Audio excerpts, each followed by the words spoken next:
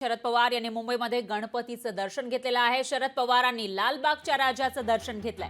पवारांसोबत रेवती सुळे, सदानंद सुळे सुद्धा उपस्थित होते। मात्र या ठिकाणी एक गोष्ट आहे ती म्हणजे अमित शहा हे लालबागच्या राजाच्या दर्शनासाठी येणार होते आणि त्याच्या आधीच शरद पवारांनी लालबागच्या राजाच्या दर्शनासाठी हजेरी लावली आणि अमित शहांच्या आधीच लालबागच्या राजाचं दर्शन शरद पवार यांनी घेतल्याचं पाहायला मिळालं। मुख्यमंत्री झाल्यानंतर 30 वर्षांनी पुन्हा लालबागच्या राजाच्या दर्शनाला शरद पवार साहेब या ठिकाणी आलेले आहेत आणि मला वाटतं निवडणुकीच्या पार्श्वभूमीवर का होईना आता रायगडाची लालबागच्या राजाची आठवण पवार साहेबांना या ठिकाणी आले। मी लालबागच्या राजाला प्रार्थना करतो की यांना या ठिकाणी हिंदुत्वाच्या बाबतीत सुबुद्धी देव। मला वाटतं हे निवडणुकीच्या दृष्टीनं का होईना, नौटंकी का होईना, लालबागच्या राजानं याला सुबुद्धी दिलेली आहे। परंतु महाराष्ट्रातील जनतेला यांचं हे ढोंगी प्रेम, ह्या ढोंगी श्रद्धा निश्चितच त्या ठिकाणी समजून येतात। या देशामध्ये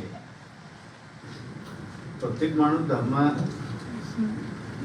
नाव लावलेलं आहे, त्याच्यामुळे काही जण उघडपणे त्याला फॉलो करतात, काही जण छुप्या रीतीने फॉलो करतात। गरज पडली तेव्हा उघड येतात, त्याच्यामुळे नवीन काही असं त्या ठिकाणी मानत नाही।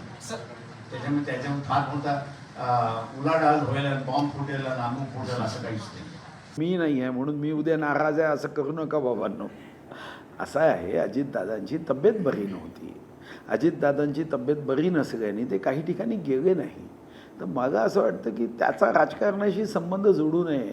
अजितदादा असेल किंवा एकनाथ शिंदेजी असेल, यांना आता आम्ही दुसऱ्या पक्षाचे नेते मानत नाही। किंवा आमच्या परिवाराशी भारतीय जनता पार्टी नाही, देशहितासाठी काम करणारा एक परिवार आहे।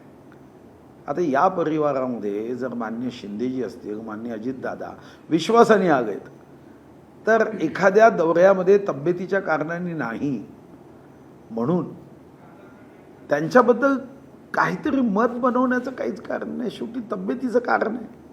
नाही, मी भारतीय जनता पक्षाचं आभार मानतो की पवार साहेबांनी लालबागच्या राजाचं दर्शन घेतलं, याला त्यांनी चांगली प्रसिद्धी दिली। लोकशाही मराठी ऐका, पहा, जागरूक रहा।